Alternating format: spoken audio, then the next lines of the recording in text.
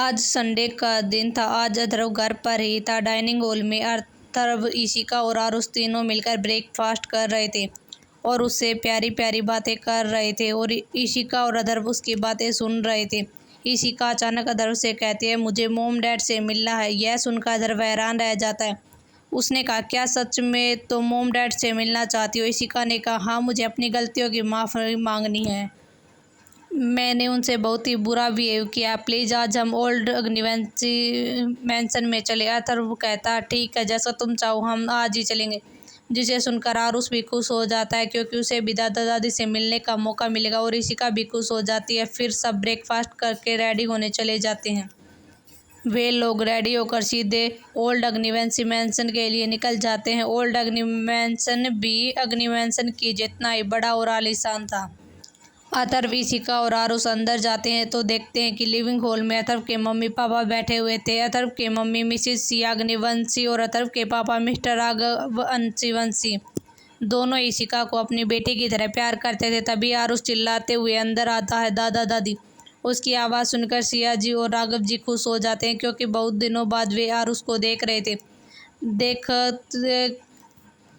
उन्होंने देखा कि ईशिका भी उनके ही साथ है। उसे देखकर और वह और ज़्यादा खुश हो गई। ईशिका उन्हें देखकर इमोशनल हो गई क्योंकि मोहिनी और रीता की बातों में आकर उसने उनसे बहुत ही बुरा बिहेव किया था। वह तुरंत जाकर सिया जी के गले लग जाते और रोने लगते। उसकी रोने की आवाज़ सुनकर सिया जी और राघव जी और अधर जी और आरुष भी परेशान हो गए थे। सिया जी कहते हैं, क्या हुआ बेटा? किसी ने कुछ कहा? तुम मुझे बताओ, मैं उसकी अच्छे से खबर लूँगी। ईशिका ने रोते हुए कहा, मुझे माफ़ कर दीजिए मोम, मैंने आपसे बहुत ही बुरा बिहेव किया। I am sorry. उसकी बात सुनकर सिया जी ने मुस्कुराते हुए कहा, मैं तुमसे नाराज़ नहीं हूँ। भला एक माँ अपने बच्चे से कैसे नाराज़ हो सकती है? चलो अब रोना बंद करो, उन्होंने उसके आंसू साफ करते हुए कहा। ईशिका थोड़ी देर बाद शांत होकर वैसे ही गले लगी रही। थोड़ी देर बाद वह राघव जी से मिली, उनसे भी माफ़ी मांगी। राघव जी ने कहा, मैं भला अपने बच्चों से कैसे नाराज़ हो सकता हूँ? यह सुनकर ईशिका बहुत ही खुश हो गई और अथर्व भी खुश हो गया क्योंकि वह ईशिका को रोते हुए नहीं देख सकता था और आरुष भी। फिर ईशिका ने राघव जी से कहा, दादा, आपको पता है मैं कितना कुछ कहा? उनको यह सुनकर सब सीरियस हो जाते। राघव जी ने बोला, क्या बात है? ईशिका ने कहा कि मुझे आप लोगों को खिलाफ भड़काया गया था। यह सुनकर सब गुस्से में आ जाते और कहते, कौन? वैदर भी गुस्से में था। ईशिका कहती है कि कैसे उसकी सौतेली माँ रीता और मोहिनी, माया और कर्ण ने मिलकर उसके खिलाफ भड़काया था और उसने उनकी सारी बातें सुनी कि वह सिर्फ उनसे प्यार करने का नाटक कर रहे हैं प्रॉपर्टी पाने के लिए और वह उसे और अधर्व को और आरुष को अलग करना चाहते हैं। और तो और वह डैड के खिलाफ भी साजिश कर रहे हैं कि वह उन्हें धीरे धीरे जहर देंगे जिससे उनकी मौत हो जाएगी और किसी को भी शक भी नहीं होगा, पर सबको यही लगेगा कि उनकी मौत बीमारी के कारण हुई है और सारी प्रॉपर्टी अपने नाम कर लेंगे। यह बताते हुए ईशिका बहुत ही रो रही थी जिसे अधर्व संभाल रहा था। उसे बहुत ही गुस्सा आ रहा था। उसका मन कर रहा था कि वह मोहिनी और सौतेली माँ और माया कर्ण और की जान से मार दे। यह सब सुनकर सिया जी और राघव जी हैरान हो जाते हैं। कोई इतना भी कैसे गिर सकता? कोई अपने पति को कैसे मार सकता, वह भी अपनी प्रॉपर्टी के लिए? ईशिका बताती है कि उनके इरादे मुझे अधर्व और आरुष को अलग करने के ताकि वह उनकी प्रॉपर्टी पर राज कर सके और मोहिनी तो उसे अपनी बहन मानती ही नहीं है, वह उसे बहुत ही नफरत करती है। ईशिका ऐसे रोते देखा तो अधर्व को बहुत ही दुख हो रहा था और उसे गुस्सा भी आ रहा था, लेकिन अभी ईशिका के लिए वह शांत था। वह ईशिका को अपना गुस्सा नहीं दिखाना चाहता था। ईशिका के आंसू ही नहीं रुक रहे थे क्योंकि पिछले जन्म में जो उन लोगों ने किया उसका दर्द उसे आज भी महसूस हो रहा था। थोड़ी देर बाद ईशिका शांत हो गई। अथर्व ने उससे कहा कि जान, मेरे होते हुए तुम्हें कुछ भी नहीं होगा, मैं हूं ना, तुम्हें और आरुष को कुछ भी नहीं होने दूंगा।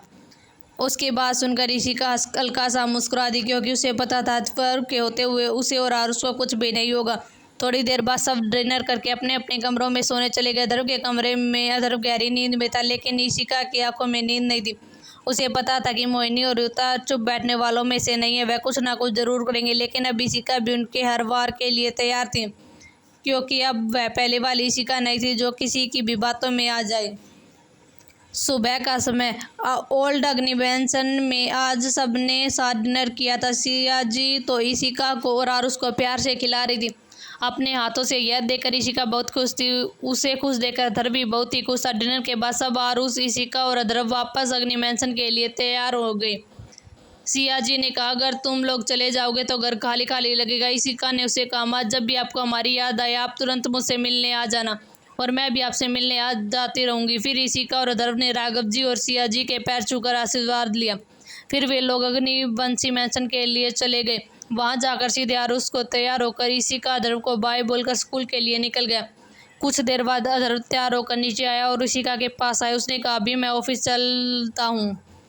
अधर्व ने उसके माथे पर किस किया और उसे टेक केयर का। फिर अधर्व ऑफिस के लिए चला गया। घर में सिर्फ इशिका अकेली थी।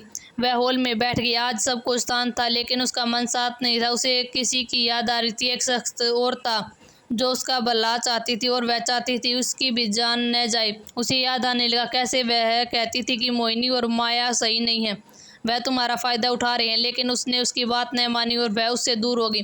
वह कोई और नहीं बल्कि इशिका की बेस्ट फ्रेंड मीरा थी, जो हमेशा उसके साथ रहती थी। अपनी सगी बहन की तरह उसे मानती थी। मीरा एक अनाथ लड़की थी। उसकी दोस्ती स्कूल टाइम में हुई थी लेकिन इशिका की गलती की वजह से वह उससे दूर हो गई। उसे सब याद आने लगा कैसे माया और मोहिनी ने मिलकर उसके कान भरे थे।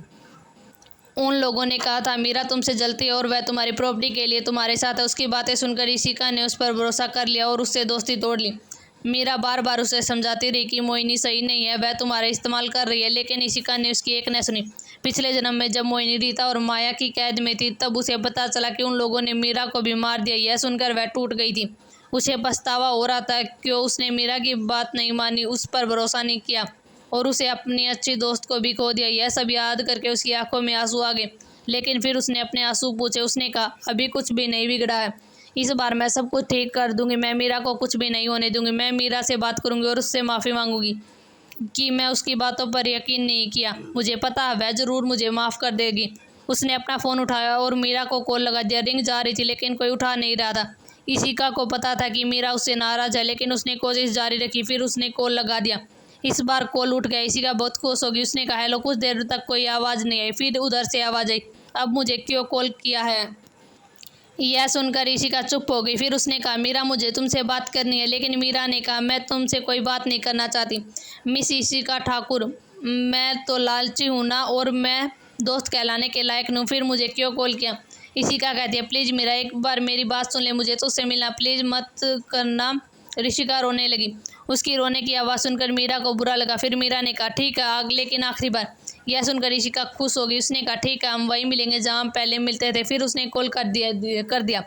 इशिका ने मन ही मन कहा, मीरा अब मैं तुम्हें कुछ भी नहीं होने दूंगी, यह मेरा तुमसे वादा है।